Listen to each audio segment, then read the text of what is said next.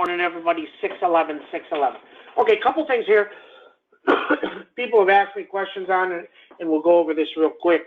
So SPX indicator was one of the greatest indicators for 10 years. It was one of the best indicators there ever was. But now it isn't anymore because it just doesn't work. It's rare. What it used to be is it's a ratio of the Dow to the SPX. So if the Dow's up 100, it was always 10 to 1. So if the Dow's up 100, SPX should be up 10. If Dow's up 1,000, SPX should be up 100. If Dow's down 100, SPX should be down 10. Okay, very straightforward. People really struggle with it. And then you can do the ratio the other way. If the SPX is up 5, what should the Dow be up? 10x. It should be up at 50, right? That's it. Very straightforward. But here's the thing. The thing that made it a great indicator, not only that day, it always corrected. So let's say the Dow was up 100 and SPX was up 2. Well, it should have been up 10, right? So the next day, it corrects. And over a 2-3 day period, it's always accurate, but not so much anymore. So it doesn't work, okay?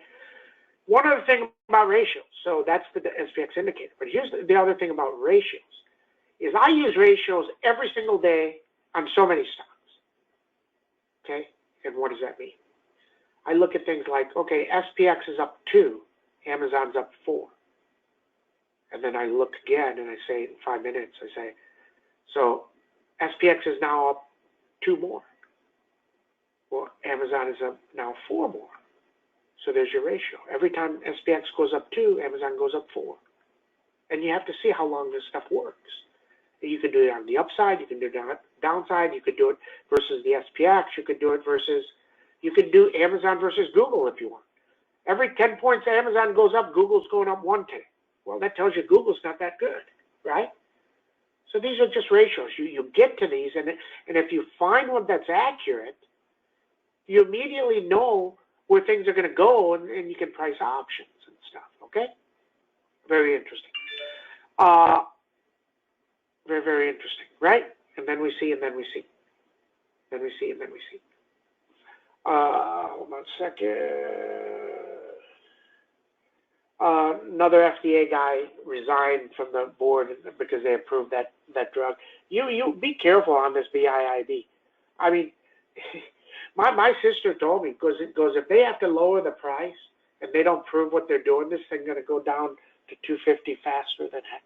But it was a nice play on the upside, right? You make your money, you sell it, and don't worry about it, right? Interesting, interesting. Okay, SPX slowly moving up. I think it was up like 8. Is it up 8 now? It's up 4, coming down. Okay, so you got 42.35. You got 42.22. You got 42.52 on the upside. Then we see, and then we see. Lam Research didn't get going. So now you really just want to wait till it gets near 670. So just wait. It's not a trade right now on the upside. Okay, now watch it now. We say this all the time. NVIDIA, 709. Shop, 1252. Roku, see if it runs today. 357, huge, huge, huge. GME, if it takes out 209, it can dive. I don't care if it goes up 50. Okay? Rocket Mortgage, like this one, can add another month if you like it. I think this one is held well. I think it's going to go. Okay? AMC, Omen told you, got a couple upgrades, double upgrades, trying to run, but you know, I just think if these things at some point are going to collapse. When do they collapse? It doesn't matter. So you can go in and out. You can go in and out, trade them, and then we see, and then we see. Okay? NOW, this is our beast trade. If this thing looks like it's going to get through right at the open, 491, 500 on tap, very, very possible. Let's see what happens. Let's see what happens. Okay? Boeing, 258, 266, nothing else to say. Amazon up a little bit. If it can get through 33.72 at the open, this may make a run at 3,400.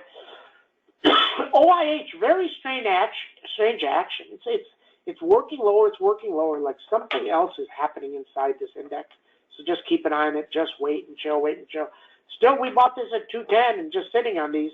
They went to 244, coming down a little bit. Then we see BYND needs 156. It's a beast. Facebook, can it run? Can it run? Made its way. This looks very straightforward. Anything through 338 close runs better. Google up a little bit, 2452, 2471. Snow, like this one lower. This one sure looks like 316. But here's the problem with it. It's the biggest buy. They're going to buy it into the Russell rebalance. Okay, so know that. So maybe it goes way up, they buy it, and then we short it after that. Tesla, can it get to 622? Looks like Elon really didn't do anything huge, but the car is ridiculously expensive. Okay? If people want to buy it, who knows? You know, I don't know what the resale on a Tesla versus a Ferrari would be. I mean, don't know, right? So that's a tell. Then we see. Snow has losses now, but it started breaking. It doesn't matter if they break even.